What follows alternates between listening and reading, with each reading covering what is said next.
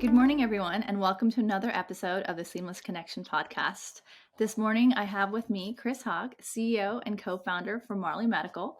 And Chris has a lot of experience in the industry. He was formerly at Propeller Health.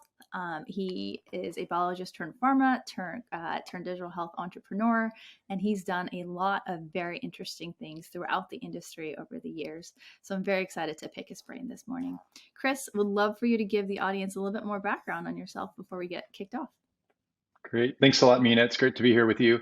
So I've been in healthcare my whole career, but sort of taken a windy path. I majored in molecular cell biology in school just because I found it really interesting and complex, and then tried to work in a lab for a while, but that wasn't really very well suited to me. I'm not very patient, and I think you have to have great patience to be a good scientist.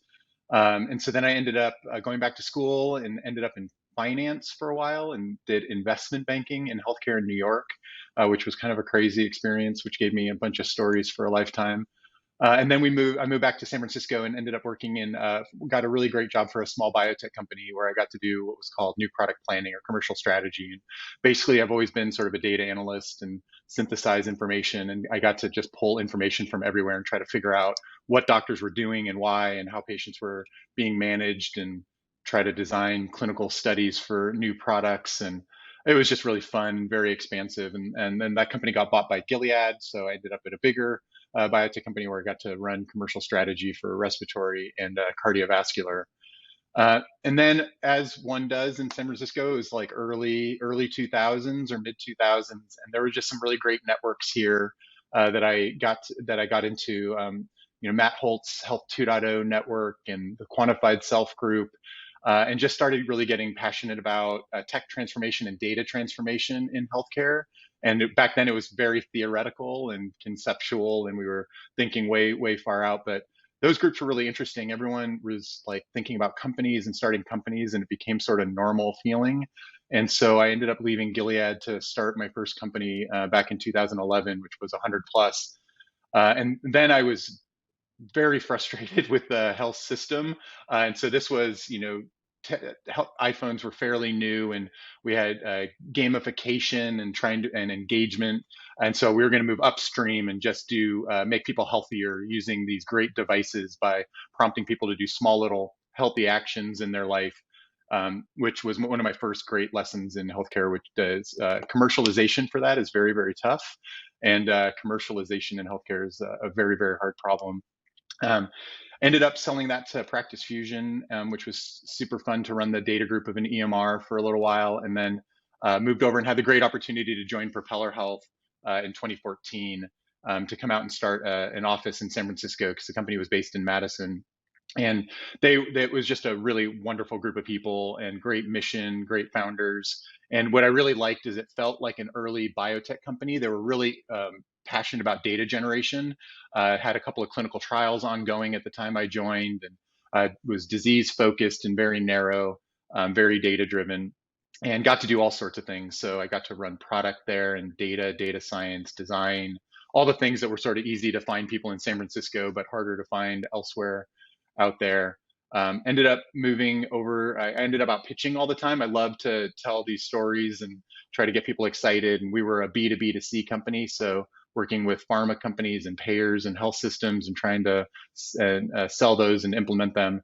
So I moved over to be chief commercial officer and really just found a passion for the complexity of the whole healthcare system. That's, I think, what's kept me in for so long is that it's just a bottomless pit of complexity. You have the physiology, but then you have the tools, and then you have the commercialization and monetization, and it's just a sort of never-ending complexity.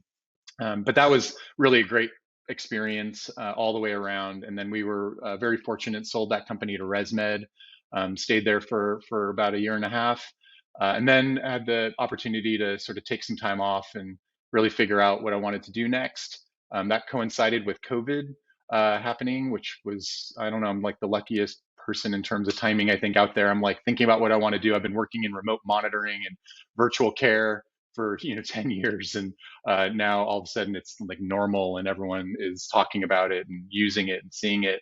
And so I had the really good opportunity to start Marley Medical.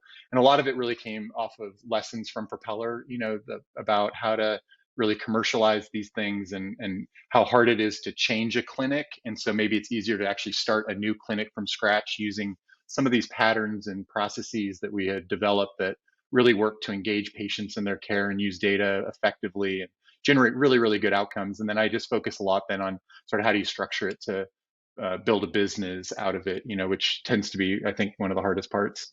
Well, and one of the things that fascinated me about Marley Medical was it's not just virtual primary care first, but it's specifically for complex patients with chronic conditions, which, as you and I both know, that usually means multiple comorbidities, right? They're not Yeah. just a cardiac patient. They're also a pulmonology patient. They're also, maybe have diabetes, also maybe have, five other things wrong with them. How did you come up with that care model and basically diving into the deep end, right? You weren't hmm messing around with the easy patients. And let's start there and kind of dive in deeper from there.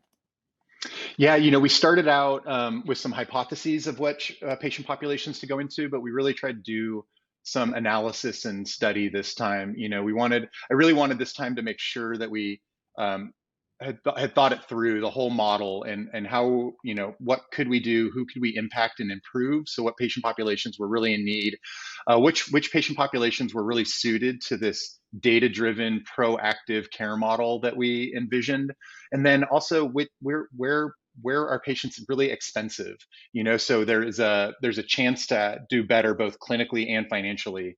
You want to make sure that you start with a complex and expensive patient population, so if you do well by them, there's money to be made there, and you can build a big business. So we looked at one where it was very clear I wanted diseases where remote monitoring could be very effective. One of the things we learned at Propeller really well was that if you create this longitudinal data stream on a patient, you can really see how they're doing, and it allows you to flip the model and be very proactive in how you manage these patients. It becomes very clear like who's doing well and who's not doing well. And so if you can align the clinician's time with those who aren't doing well, and maybe not so much with the ones who are doing well, you can see really, really good results. Keep people out of the hospital, keep them out of the ED. And it's not really rocket science. It's just really identifying these patients and then having the ability to reach out to them, engage them, and have them take actions, whether it's medication changes, lifestyle, or whatever. Then we also did a few marketing tests very early on. One of the things that we wanted to get right with Marley was around patient growth. One of the biggest challenges in all of health innovation is on acquisition, enrollment, and growth. And so we did a bunch of marketing tests, spun up websites and Facebook ads, and wanted to see if there was demand out there, and ended up looking hypertension and cardiometabolic, just really checked all of those boxes. Really easy devices, really clear data, especially around blood pressure. And so that's where we started. We knew that blood pressure would be a good hook to bring in this complex cardiometabolic patient population. And that's where we started, was marketing for hypertension. No, that's great. And so, and I know you've recently launched. Can you give us a sense of where you all are in kind of the framework, and in terms of getting up and out there in the market versus trying to figure out setting up the networks? Because I know from personal experience it can take years to get into the appropriate payer network. So I'm curious to see how you found the process. Have you found the payers receptive to something like this, or something they're kind of waiting on the data to see it might work, it might not? Yeah, great question. So we started a little less than about a year and a half, maybe 2 years ago. And the first, we just kind of mapped it out, and there's just a series of steps. First was us building and putting together a virtual clinic. We also did an analysis to kind of decide where do we go to market. There's going to be states that are probably better for us and states that are worse, and ended up deciding on the Midwest for a variety of reasons. We have a big network there from our Propeller days, and there's a lot of really dense payer coverage, big Blues plans. So, it's much easier if I have to negotiate with 3 insurers in a state versus 30. And so that led us there. And so now we are up and seeing patients. We're live in 6 states in the Midwest. We hired a care team in, so these are all employees of our professional corporation, our PC. We have a couple of MDs, a pharmacist, health coach, nurse. Um, and then we spend a lot of time on direct patient acquisition. And so I love doing B2B. I really do actually love partnering. I know that sounds really weird, but I think it's the complexity of the challenge, but I really enjoy partnering with payers and health systems and trying to figure out how to make it all work. But I just didn't want that to be our only channel of patient growth. And so we started out doing direct acquisition, doing Facebook ads, Google, buying leads from other sources, and building a pipeline and process that really effectively gets us in. And so now we're up to about 350 patients in the clinic, and growing about 20, 25 a week. So our goal is to get to about 750 to 1,000 patients by the end of this year. And it was really to demonstrate, that the model works. To your point, in order to get payers excited, it was very obvious to us early on that this market's getting very crowded, and it's hard for payers to differentiate. And so we knew that in order for them to take us seriously and get excited, one, we had to focus on a patient population that they were very interested in, and two is that we had to bring results and bring data. And so that's what we've been doing. Right now, we're in the process of just network contracting. So we start out as just a simple in-network provider. We've built it so we can bill a traditional fee for service, while in parallel having conversations with the payers in our states about direct contracts and getting them excited about generating some data together, really seeing how we're doing on total cost of care for their patients. And that was going to be my next question, diving into, what are the downstream impacts on both costs and clinical outcomes that you're seeing or starting to see with the patients that you're managing? And what do you hope to see in addition to those going forward, perhaps? Yeah, we really think very linearly at Marley. And so we started out with the problem of like, could we actually acquire patients, and onboard them and get them in? And that, surprisingly is a very, very hard problem. But we spend a lot of time there, and that's working for us really well now. Then it was, can we actually engage these patients, not just see them, but engage them in their care, and have them sort of keep on plan. And we're seeing really good results there. Then next is, can we retain them and keep them? And then, of course, what we're looking at now is early clinical signals that it's working. One of the other great reasons to choose cardiomet and blood pressure is that the data are very easy to collect. Obviously, we can train people on how to do home monitoring. We get really high engagement with monitoring. We're averaging, 15 readings per patient per week on average. And so that we find that to be, remote monitoring is great for engagement. If you can get people and give them feedback, where they're getting feedback on their monitoring, it works really well. And so we're starting to see, and then also, you collect the blood pressure data, and it's very obvious what you're looking for. And so we see early reductions in blood pressure like we wanted to see. So right now, on average, patients are seeing about a 6 point drop in systolic blood pressure. But patients who have been on the platform longer are doing better. So if you've been on the platform for 12 weeks or longer, it's about a 9.5 point reduction in blood pressure, which is really significant. And so one of the beauties of blood pressure data is there's so much study done on blood pressure that it's very easy to model the impacts of a blood pressure reduction on other more important, downstream effects. So there's this really wonderful, there's a bunch of papers, but there's this really great meta-analysis in the Lancet that we like, that shows, for a 10-point reduction in blood pressure, this is what you'll expect to see downstream. And it's a 20% reduction in major adverse cardiac events. It's I think a 28% reduction in strokes, 27% reduction in heart attacks, things like this. And so we can model for payers and others, what we'll expect to see downstream just from that early signal of blood pressure. Because of course we'll have to do these studies and look at downstream effects and costs, but those take so long. So we really wanted something early that we could talk about.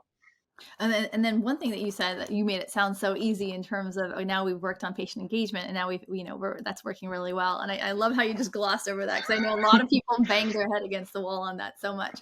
So how have you solved that problem of patient engagement? Because it's potentially easier to get a patient in. It's way harder, as you and I both know, to keep them, and not just keep them, but keep them engaged, like you said. So people have gone to all sorts of lengths, gamification, you mentioned earlier, other aspects of it, reward systems, right? Carrot stick approach. How have you decided to approach this, given that you're not dealing with a kind of discrete situation where you fix them, they move on? This is a patient you're potentially going to hmm have life, right? So how do you continue, one, get them engaged, and then two, keep them engaged? Yeah, I mean, first I would say I think it's far from us having solved it, that's for sure. But I think, we have learned a bunch over the years about how to do this effectively. And I think you have to hit on a bunch of different human elements, honestly. And so first, one of the first kind of things that we had learned is, friction is the enemy. And so we started, as we designed the process, the patient journey, it's just looking for every source of friction and trying to remove it. And it is like little things, like we use blood pressure meters that have a cell chip in them, so a patient doesn't have to mess with Bluetooth and syncing Bluetooth. We found at Propeller that this is a very big friction that leads to attrition and lack of engagement. We don't do downloadable apps. It's a web app, so it makes it just really easy for a patient to come in. But then the next is really building a human connection. I don't really know how to drive engagement if the patient doesn't feel like emotionally connected to the plan, to their care team, and feel invested in it. And so we decided up front, for two reasons. One, we knew that we had to build trust quickly with this patient population, which is, again, very complicated, has struggled with health challenges for a long time. Um, and it's also virtual, so it's a new modality. And so we decided early on we would when we did our initial visit with the MD, we were going to provide a lot of time. And so our average first visit with the MD, where we establish patient relationship, is about 45 minutes. And that pays dividends through the whole life cycle of the patient, because it really gives the MD the time to get to know the person, right? What are the sources of poor health? Like, why has the person been not engaged in the past, and how can we maybe address some of those issues, or at least just have empathy for them? And we hear over and over and over again, the number one comment we get is, "I've never been listened to like that before." And I'm confident that that leads to higher engagement, retention, and outcomes down the road. Next, then, is frequency of interaction, and making it obvious why the patient has to interact. This is where I think remote monitoring is really great. If you can convince patients of the value that they'll get from monitoring, they'll do it very consistently. And that right there is a mechanism of them engaging with us and with their own health, especially then when you give feedback back. So if somebody spikes on blood pressure, they're getting a call from us within 24 hours. If every patient is being reviewed monthly right now and getting a message from the team about just how they're doing and if a change is needed or if we want to talk to them. So we developed back at Propeller this sort of, it's a silly system, but this concept of give and get. They're going to give us something, they have to get something in return. And so we think about the value that we can give them from, the data that they're collecting, the surveys that they're taking, et cetera. And then finally, the last one is giving reasons to reach out. So we have a lifestyle program. Obviously, medications are very important, but lifestyle is also, and that can be really engaging for the people who want it. There's a lot of messaging that goes back and forth around health challenges for the week and talking to the health coach. And so we have this frequency of interaction that I think, because we have the buy-in from the patient, it leads to pretty high engagement. Yep. No, that's amazing, because I know how hard of a problem that is to solve. So that's and each of the different steps you're taking, working in concert, I can see how it's kind of creating that cohesive ecosystem to keep that patient in and engaged and moving along. And then you have the other side of it, right? In terms of, you mentioned earlier, value-based care versus, or potentially risk-based arrangements versus our typical fee-for-service. You and I have talked about this before, where we are in a fee-for-service system, unfortunately, for the most part. How do we move the needle to get to a value-based arrangement or get to a risk-based arrangement where, as providers actually making an impact on costs and outcomes, that we are able to, get more credit for that, if you will. So how do you think about that? How have those conversations been going with payers? Do you find people more receptive to move towards that kind of model, as opposed to the strict, hey, here's a 99213, right? Like, so how do you deal with that? Yeah, I definitely think it's changing, and getting easier. And one of the things that made me optimistic about starting Marley was it seemed to becoming more common, these different contract structures that were actually starting to be favored by payers. And so I think it starts with one. I mean, you have to focus unfortunately, I think these are just the facts. You have to focus on a patient population that's of interest to the payer. And so these contracts are complex. They take time. They take energy on both sides. And so if you're not going after one of their core pain points, it's hard, I think, harder for them to justify figuring it out. So one of the reasons, we went into cardiometabolic is it's a very clear cost problem for payers. And so right away, they're a little bit maybe more interested in talking to us. Um, I think the other is, other points are, even in value based, one of our early learnings is you still need a fee for service chassis. You still need to be able to work in that environment. And so for us, starting out as a fee for service company was sort of just on the path. We talked about different versions when we first started, and V1 was just, can we actually enroll somebody? And V2 was the fee for service step. Sorry, V2 was like getting patients on and engaged, and V3 was fee for service, and then V4 will be value based. And I don't think, you can jump steps often. And so right now we're generating data and evidence to prove that it works so that that will help them engage with us. But early conversations have been really good. We haven't done, we're still pretty new. My model was I wanted to really get things working really well before jumping into that step. But that's where we need to get to. We also, it's really important because it aligns incentives. Obviously, we invest upfront, so we have to be able to get paid on the back end. And we knew from Propeller, we published all these papers, on reduction in hospitalizations and ED visits, just from this proactive data-driven model. And so we know it'll work. And so then we have to capture it. And then the last thing that I think is really interesting about value-based contracts is, one of the biggest challenges is benefit design. Like, can you send a phlebotomist to their home even though it's not reimbursed? And is that an inducement, or can you cover that? Can you cover home labs with aren't reimbursed? And so when you start direct contracting, you can actually like expand the scope of what you're offering, and maybe even reduce copays on patients because you can write that into the contract. And so those are some of the little things we get excited about the direct contracts, is we can actually make the offering better than we can in just fee for service. No, that's such a key point that people often overlook in terms of setting up the structure of both what you're going to be paid on and also how you can serve, right? Because that can make or break the entire arrangement. And you've been through this a couple times now. What have you, and what are your key lessons or takeaways when you're working with payers? Like if you're giving advice to somebody that's, maybe in your shoes 5, 6, 7 years down the road, looking at, I want to, develop a new care model and I need to work with payers to make it successful more broadly, or potentially for you in the future, work with employers, right?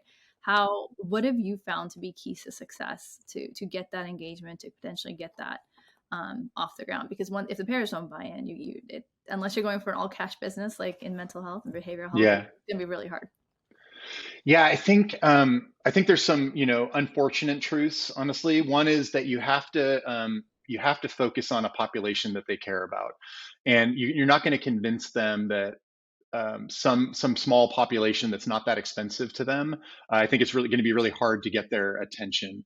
And so if you don't have to work with payers, obviously there's other models. I think it's just really, really important to match the offering to the model. And so I tell people a lot, this unfortunate truth that sometimes maybe you have to start at the end. How are you going to get paid and why? And then work backwards to what the offering is. I talk to a lot of entrepreneurs who have started from this way, which is it should be the right way. Honestly, I found this problem. There were these patients in need, and I built this awesome solution for them. And then they figure out that what they built just doesn't fit into the paradigm of payer benefit design or payer priorities. And there's kind of not a lot you can do about that. And this is just a really unfortunate truth. So I think it starts from really kind of deeply understanding the payer And I and was going to how say, they work. and that for people who are looking from the outside looking in, that tends to be a black box, right? So how would, 100%. how would you figure out um, what a payer cares about, or what they're willing to contract for, like in terms of learnings for people looking at that? I mean, I think it's a terrible answer, but it's so base as to look what are the top spend categories for payers. Clearly that's what they're looking at. I mean, I remember early on when we were pitching Propeller and starting to talk to employers, and asthma. It's a very big problem, but not to them really. Back then it was diabetes, maybe mental health, and then dot dot dot, like, yeah, asthma. And so they actually will run cost reports, like, give me a list of ICD-9 codes and I'll, tell you what they cost. And if it comes back high, they'll be like, yeah, let's talk. And if it comes back low, like, actually we have these other priorities. And so starting from there, and then trying to talk as much as you can, to people in the industry about, then you get into sort of contract structures, and that you just have to learn from other people. Honestly, lawyers are great at that. Finding lawyers who do these contracts a lot, kind of know what is, because you want to be, down the middle. New is hard, and of course you can do it, but there are contract structures that payers are used to and have put in place around certain shared savings programs, or how they benchmark, or things like that. So really trying to understand, how other people do it and tuck in behind. No, that makes a lot of sense. Because and you've worked with payers before, so it's probably less of a black box to you. But I've talked to a number of entrepreneurs that have, like, exactly what you said. They're like, I found this problem. I know I can solve it. I'm like, are you sure anyone cares if you solve it? And which is such a harsh thing to say It's sometimes, but it's like, terrible. Yeah, it's true really, though. yeah, it is Yeah. true. So Yeah, no, and I think then, the black box isn't just around contract structure. I mean, the black box, it's still a black box for me. I mean, these are such complicated organizations. It's like, should we be talking to the network folks, or should we be talking to clinical, or should we be talking to product, or, what side of the payer house? I mean, it gets infinitely complicated. And so it's a very challenging market to get into. yeah, no, 100%. And you mentioned that there are obviously other models. There's the standard fee for service, there's value based, there's cash pay, and then we didn't even talk about employers, right? And so you've talked about the payer side and going after that, but a lot of the larger, and I know that's also a crowded market, of course, but employers actually care, because for them it's not just the cost of that care for that patient, especially when they're self-insured, but it's that employee not showing up for work, or that employee's family then keeping them home because they're sick because they had some kind of complication, right? So they're potentially even more motivated because they not only have the financial incentive, but they have their own internal kind of work related incentives. Is that an area you've already started to explore? Or do you feel like that is step two after the payer, after conquering? It's funny. I've worked in almost every channel, almost except employers. So we didn't really have a big employer business at Propeller. And then at Marley, I don't really look at it as a big opportunity. I think our patient population tends to be a bit older. And so you start getting more, Medicare is probably more interesting to us than employers. We do have commercial patients because we're doing direct acquisition. So we kind of open up a big door, but definitely, our average age right now is 60. And so we're skewing more towards Medicare. So maybe someday we would do employers, but it is lower on the list for us. I'm a little proud of the fact that I haven't gone to employers, tried everything else, because everyone, it's like, you try this, you try that, you end up at employers. But the reason, as you said, is totally legitimate. You can win two ways with employers, both on cost and on, the benefit side of having a good employee benefit. But yeah, that market is getting extraordinarily crowded because there's been success, and people see that, the Amadas, Livongos, Gingers, Headspace have been successful in the employer market. So seems to be valid. But you run into the same problems, that if it's not one of their top priorities, it's just really hard to get their attention, unfortunately. Yep, no, that makes sense. And you had focused on the cardiac, metabolic, hypertension areas. And I'm curious, how much runway is there versus are you already looking for kind of indication number two? I know as a multi-specialty group ourselves, we see things across the spectrum, and so I'm curious as to how many of those check the box for being comorbidities that are hugely expensive to treat, just from a kind of physician standpoint, from a cost standpoint. Yeah, I mean, there's so much in this cardiometabolic patient population. So we definitely look at how we expand our scope of practice over time, or what we own. And so right now, we started out with hypertension. It was easy to get data. There's clear guidelines. We know what we're doing. We've moved into now weight. 50, 60% of our patient population is obese. And so this is a big issue in our population. Um, as you probably know from implementing, labs are pain, and so we're working on streamlining and making our lab process more efficient. That'll enable us to do more around lipids and diabetes, because we want, these are all a constellation, and so we want to be able to manage that patient. Next, I think we will look at mental health. 50% of our patients have a diagnosed mental health condition. And so we've been talking to potential partners there where we could bring in some other service provider that we could work with to provide that service. Obviously, we've spoken about different specialists and care that we might bring in. But yeah, I think there's a very clear process. We've looked down the road at, heart failure is very similar to what we're doing. We already have scales in the market and blood pressure cuffs in the market. We'll have glucometers. So that works. And then, yeah, later we've definitely looked at other diseases. Our platform and this data-driven model that we have would work for other things as well. And so we look, down the road, if we're wildly successful, we have many opportunities. No, that's fantastic. And one thing you mentioned that we haven't dived into yet, and I know we're coming up on time, but I do want to make sure we touch on it, is the platform that you mentioned and the data. And the data is what makes it all go around and what makes it work, right? It lets you focus where you need to focus, be efficient where you're spending resources. Can you tell us a little bit about the Marley platform and what you're using to track the patients and figure out kind of, for a lot of people, I feel like that's where the secret sauce is in terms of tech-enabled clinical services or digital health, however people want to call it. It's not just using, standard medicine, practicing standard medicine, but doing it in a smart way. And that's using the data to show you where should my efforts be today, right? So I'd love to hear more about what Marley is doing with the platform itself to get that data that's making you successful. Yeah, absolutely. So it's definitely two pieces. One is, how do you get the data, and then what do you do with it? And so, you have to focus on getting the data first, or else, for us, it's without the data, you're sort of flying blind. You don't know how any single patient is doing at any one time, and there's not, I think, a lot that you can do proactively. And so we another lesson from Propeller is hardware is very, very hard, and so we don't make hardware.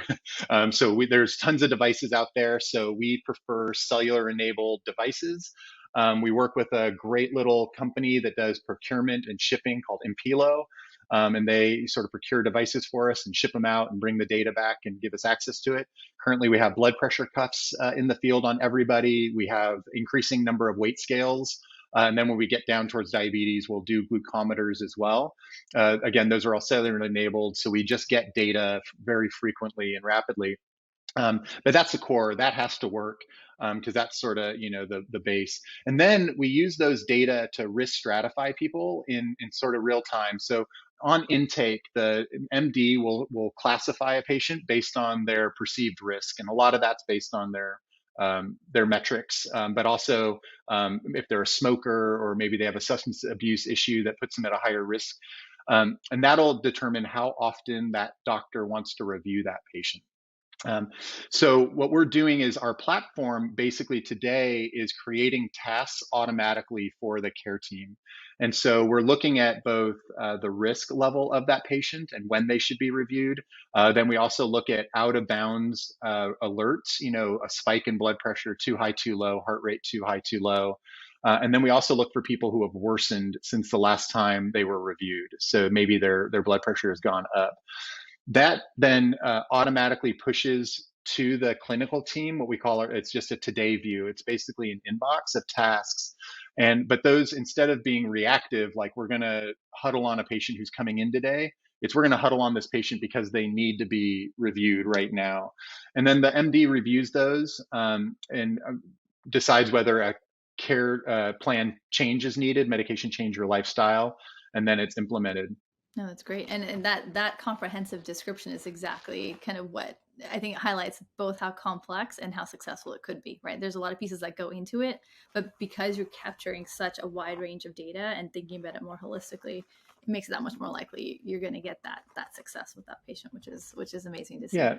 And it allows you to switch from, it's the cliche of switching from a reactive model to a proactive model. We're pushing the patients to the clinical team that need them.